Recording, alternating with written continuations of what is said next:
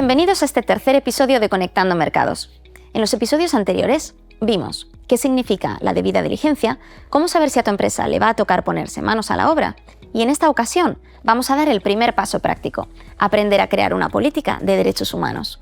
Para hacerlo nos acompaña Mikel Berraondo, experto internacional con una amplia trayectoria asesorando a empresas en su impacto sobre los derechos humanos y defendiendo los intereses de las comunidades indígenas en América Latina. Mikel, un gusto tenerte con nosotros. Un placer y nada, un placer estar con vosotros y hablando de este tema tan importante. Vamos a intentar hablar de este tema de una forma muy práctica y fácil de entender.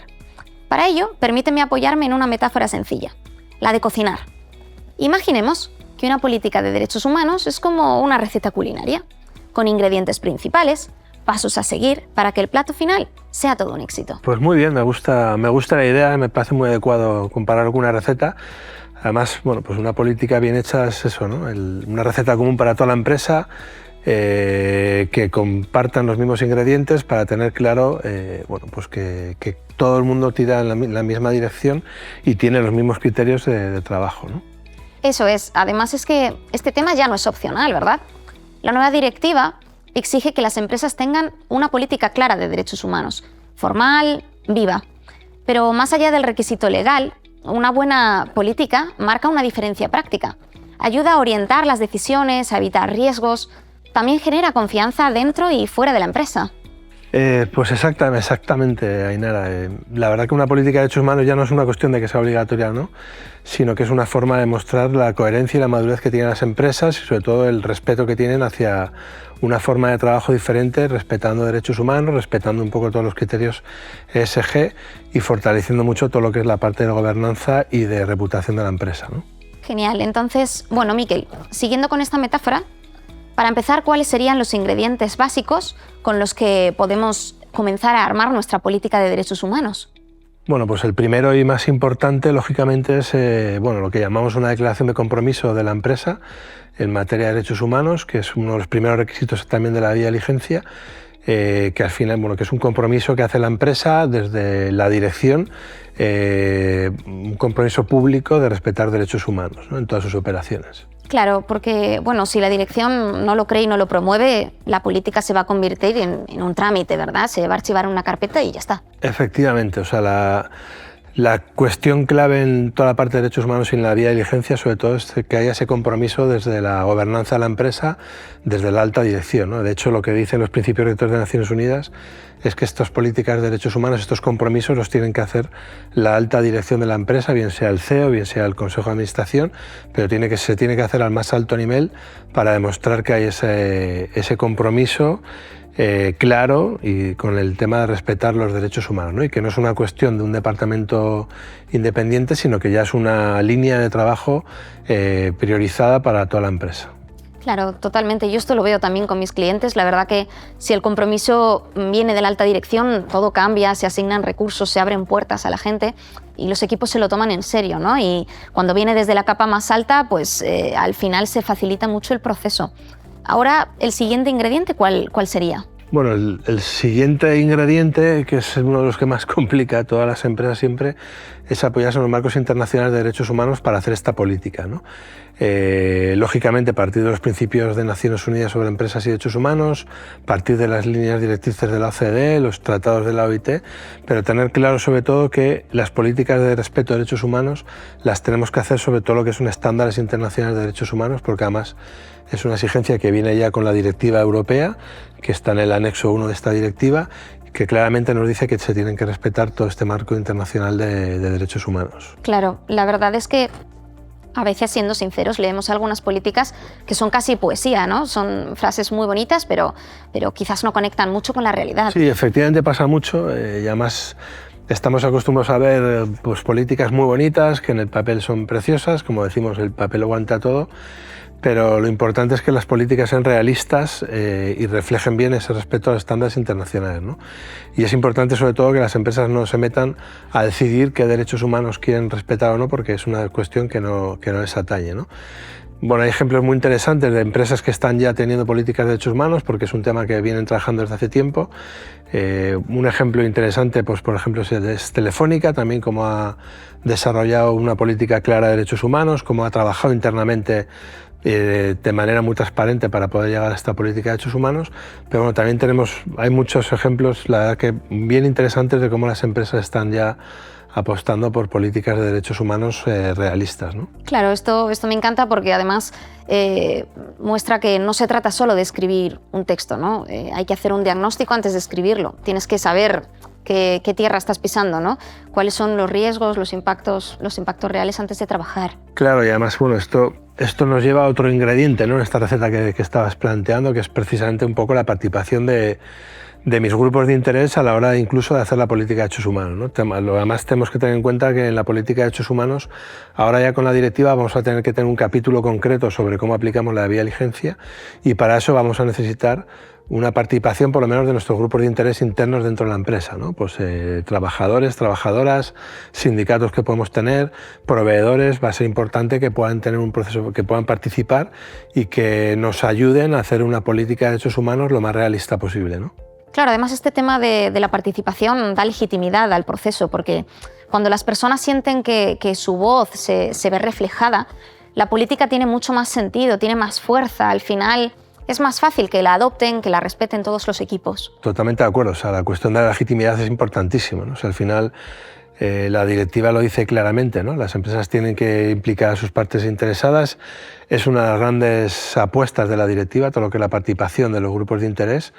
Y como dices tú, esta participación es clave para poder legitimar tanto la política como luego los procesos que se van a utilizar para aplicar la debida diligencia, para llevar a cabo la política, para ponerla en práctica, etcétera, ¿no? O sea que hasta ahora, bueno, tenemos 3 ingredientes fundamentales. Tenemos el liderazgo y la gobernanza, tenemos un marco sólido basado en estándares internacionales y tenemos la participación real de las personas que forman parte o que se puedan ver afectadas por la empresa.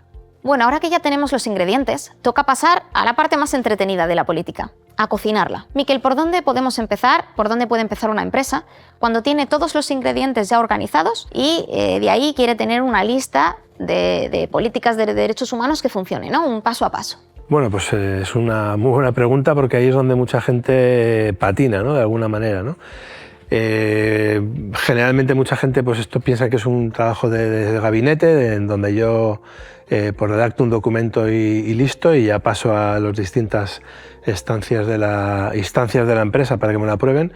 Pero bueno, aquí tenemos que hacer un trabajo mucho mayor a la hora de tener claridad, a la hora de poder definir bien cómo queremos hacer la política, y a la hora de ser como muy concretos en los compromisos que estamos asumiendo, porque tenemos que tener claro que esos compromisos de alguna manera los vamos a tener que demostrar y van a poder ser validables en cualquier momento, ¿no? Claro, porque bueno, esto que comentas, ¿no? De escribir cosas generales, pues quizás pasa bastante, ¿no? Que a veces las empresas tienen una política impecable, pero luego no saben qué hacer con ella, ¿no? No saben quién es el responsable, cómo la pueden medir, cómo funciona, ¿no? Realmente. Entonces, ¿cómo se pueden asegurar de que no se va a quedar en un cajón, que realmente se va a poner en práctica? Bueno, ahí entra todo el tema de la coherencia, ¿no? La coherencia interna y la coordinación que tiene que haber, que además ya vemos que este es otro de los grandes retos que tienen las empresas con la Directiva Europea de Debida Diligencia, ¿no? Al final tenemos que entender que todo lo que tiene que ver con la política de derechos humanos, con la debida diligencia, no es una cuestión específica de un departamento muy concreto, como puede ser el de sostenibilidad o el de relaciones con comunidades, sino que es un elemento transversal que necesita coordinación de todas las áreas, ¿no? Desde compras, SMA, seguridad y medio ambiente, compliance, en las áreas legales, desde lógicamente la dirección.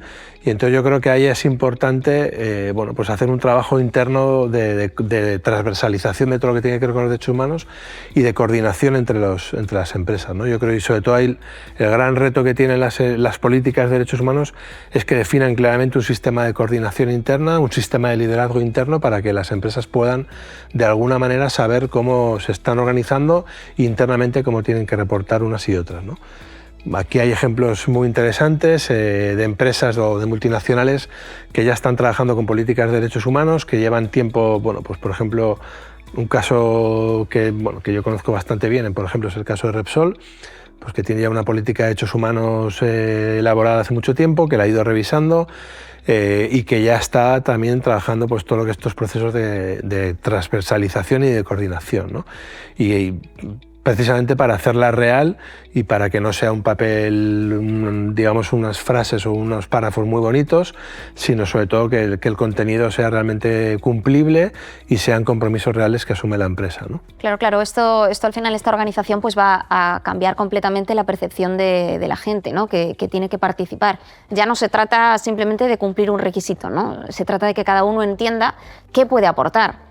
Y qué pasa con la implicación de las distintas áreas, porque a veces da un poco la sensación, pues lo que comentabas antes, ¿no? Que se puede quedar solo en el Departamento de Sostenibilidad y claro, ¿qué hacemos con esto? ¿Cómo lo bajamos? Yo creo que las empresas que están dejando todo esto en manos del Departamento de Sostenibilidad, yo creo que están cometiendo un error, porque el gran reto precisamente es lo que decimos, ¿no? Todo este tema de la transversalización y de la coordinación interna, ¿no? Entonces yo creo que bueno, ya tenemos, como te digo, hay muchos ejemplos, hay muchas empresas que ya están trabajando desde esta coordinación, que están asignando responsabilidades muy concretas a las distintas áreas de las empresas, pues para que asuman, cada uno también integre en sus modelos de trabajo, en sus modelos de cómo hacer su parte del negocio, pues todas estas cuestiones relacionadas con el respeto a los derechos humanos y con el cumplimiento un poco de todos estos estándares internacionales, ¿no? Al final se trata también un poco de que todas las personas que están implicadas en el proceso, sea el que sea, en el proyecto, tenga el papel que tengan, asuman también una parte de compromiso en materia de respeto de derechos humanos para que de alguna manera el desarrollo final de los proyectos pues siempre tengan este resultado de ser coherentes con estos marcos internacionales de derechos humanos. Claro, además, bueno, este tema que estamos hablando es no solo la coordinación interna, ¿no? Sino que seamos capaces de coordinarnos con los proveedores también, ¿no? De generar ese efecto dominó que haga que tú empieces internamente trabajando en la empresa, de ahí vayas al proveedor, el proveedor sea capaz de replicar el modelo con sus iguales, ¿no? Totalmente, o sea, yo creo que uno de los temas más importantes, sobre todo para las multinacionales, es precisamente toda su cadena de valor, trabajar con toda su cadena de actividad, como lo llama la directiva, y sobre todo hacer entender a todos sus proveedores que, bueno, que esa responsabilidad en materia de derechos humanos es compartida, ¿no? Y que todos son corresponsables de respetar y de cumplir un poco todos esos estándares internacionales de derechos humanos, ¿no? Y por eso el papel al final también de los proveedores es clave y el trabajo que tiene que hacer la empresa con todos sus proveedores es muy importante para acompañarles, para ayudarles, para de alguna manera situarles en el mismo estadio en el que están ellos con respecto a sus políticas de derechos humanos y cumplimiento, y si hace falta también pues trabajar conjuntamente para tener un marco común de respeto a derechos humanos, de aplicación de la vía de diligencia, ¿no? Claro, entonces, bueno, en esta fase, un poco por resumir, hemos hablado de que lo clave es traducir los compromisos en acciones reales, ¿no? Alinear esta política con todo lo que ya existe en la empresa y conseguir que las personas que participan o que puedan involucrarse se la crean y la vivan, ¿no? La vivan cada día. Entonces, bueno, ahora que ya tenemos la receta y tenemos el plato preparado, quedaría servirlo, ¿no? En este caso, servir el plato, se hablaría de comunicar la política. Sí, efectivamente. O sea, este es otro de las grandes novedades y de los grandes retos que tienen las empresas en materia de derechos humanos.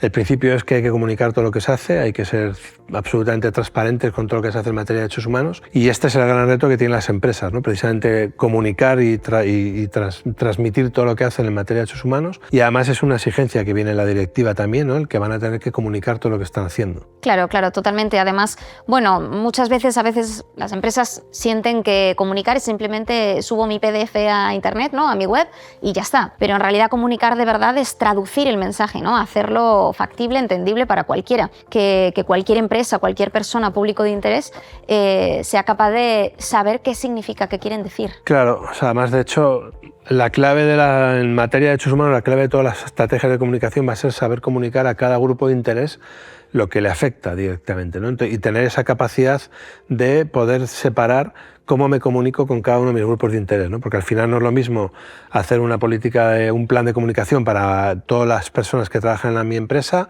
o para mis proveedores o para las comunidades locales a las que se les está afectando de una manera o de otra con los proyectos que yo hago, ¿no? Entonces, tenemos que tener esa capacidad de poder comunicar a cada uno de una manera, lógicamente, que la entiendan, que la comprendan, pero y también saber qué mensajes les tenemos que mandar a cada uno, ¿no? Claro, claro. Bueno, un caso era el de Iberdrola, ¿no? Que ellos involucran a sus proveedores en este tema de la política, ¿no? La comunican en sus contratos, pero además les educan un poco, ¿no? Para que puedan apropiársela y sentirla suya. Sí, no, efectivamente Iberdrola es uno de los muchos casos que están ya trabajando con sus cadenas de valor, con su cadena de actividad, se han dado cuenta de la importancia que tienen lógicamente los proveedores y efectivamente ahí están haciendo un trabajo conjunto con todo lo que son proveedores y están también haciendo un trabajo en materia de comunicación de estas políticas de derechos humanos que tienen, ¿no? Y de cómo la comunican a los distintos grupos de interés que tienen. Claro, ahora una vez digamos que ya tenemos claro cómo comunicar, entra algo muy importante también, que es el tema del seguimiento, ¿no? No se trata solo de lo comunico una vez, ya está, me olvido, sino que hay que empezar a revisar si esto funciona, ¿no? Si la gente realmente lo conoce, si se está aplicando, si hay cosas que actualizar, pero ¿esto cómo lo hacen las empresas? Claro, este es otro gran tema para discutir, ¿no? Para conversar mucho tiempo, pero efectivamente al final las políticas de derechos humanos son políticas estancas que las dejamos en la web y ya están, sino que son políticas que tenemos que ir actualizando permanentemente conforme pues vamos ampliando nuestras áreas de negocio, van cambiando los marcos normativos, entramos en distintos países o vamos avanzando nosotros también en nuestro cumplimiento, ¿no? Entonces todo lo que tiene que ver con el monitoreo de nuestros compromisos, el seguimiento de nuestros compromisos es muy importante, ¿no? De hecho es otro de los grandes elementos que integra la nueva directiva de vía de diligencia en sostenibilidad, que lo pone encima de la mesa para que las empresas tengan que empezar a trabajar con estos sistemas de monitoreo permanentes y estos sistemas de seguimiento, ¿no? Que además y periódicamente también van a necesitar el acompañamiento de personas expertas independientes que de alguna manera les ayuden a verificar lo que están haciendo o les den consejos, pautas para mejorar un poco todo ese monitoreo o mejorar los contenidos de las políticas o de los planes de vía de diligencia que tienen, ¿no? Bueno, entonces, por resumir esta última fase, ¿no? La clave al final es comunicar, pero comunicar, formar, revisar, ¿no? O sea, que toda esta política se entienda, sean capaces de vivirlo, se mantenga actualizada y tenga un sentido, ¿no? Bueno, Miquel, hasta aquí estamos llegando al final del episodio y creo que podríamos cerrar con algo práctico, ¿no? Para que quizás las empresas que nos escuchan quieran empezar hoy mismo su política de derechos humanos. Si quieren hacer eso, bueno, unos consejitos clave que puedan recordar. Bueno, a ver, lo podemos hablar como de 5 grandes consejos, ¿no? El primero sería que no copien, que no hagan corta y pega, sino que se puedan inspirar en otras empresas, pero que hagan su propia política teniendo en cuenta su realidad, su cultura, sus riesgos, sus ámbitos de trabajo, las capacidades que tienen sus equipos dentro de la empresa. Yo creo que este es un tema importantísimo. El segundo consejo es no hacerlo solo desde un área concreto, sino que tiene que haber un trabajo coordinado de las distintas áreas que tengamos en la empresa y tiene que ser una política integral en donde todo el mundo pueda participar y se sienta que se le tiene en cuenta, ¿no? Otro consejo para mí también es el tema de la honestidad, es tener claro que los compromisos que yo estoy asumiendo los voy a poder realizar y no hacer pues lo que diríamos como brindis al sol, sino pues aquello que yo ponga en la política, saber que lo voy a poder hacer, ¿no? Y relacionado con esto estaría también un poco toda la parte de coherencia interna, con todo lo que vamos a empezar a trabajar ahora y cómo vamos a cambiar nuestros modelos de negocio para que se adapten a estas políticas de derechos humanos de manera coherente, ¿no? Y en último lugar, lógicamente, pues sería el revisarla permanentemente, el hacer un seguimiento permanente, un monitoreo permanente, y asumir que esto es un proceso permanente que no tiene fin, porque vas permanentemente actualizándote y mejorando, y es un camino en el que vas avanzando permanentemente, ¿no?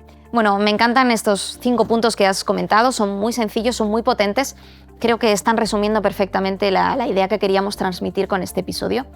Y bueno, por resumir, ¿no? Las grandes ideas, hoy hemos aprendido varias cosas. Hemos aprendido que una política de derechos humanos no es un trámite, es el corazón del proceso de vida y diligencia. Una buena política nace del conocimiento y del diálogo, no de la obligación. Bueno, no hay una receta universal, sino que cada empresa tiene que encontrar pues, sus ingredientes, su lenguaje. Y una política viva construye confianza, construye coherencia y propósito compartido, ¿no? Al final, esto de hacer una política de derechos humanos es más que cumplir con una norma, ¿no? Es una oportunidad para que la empresa pues, se mire en el espejo, reconozca su impacto y decida qué tipo de actor quiere ser en el mundo. Así que bueno, Miquel, muchas gracias por esta explicación tan clara y tan práctica. Estoy segura que has ayudado muchísimo a nuestros espectadores. Bueno, pues muchas gracias a vosotras y un placer estar aquí. Bueno, hasta aquí hemos llegado a este tercer episodio de Conectando Mercados. Gracias por acompañarnos. En el siguiente nos adentraremos en la relación con la cadena de valor y cómo ser capaces de evaluar y controlar los riesgos que se asocian a los derechos humanos, ¿no? Nos vemos en el próximo episodio y recuerda, conectar con los derechos humanos es conectar con tus derechos.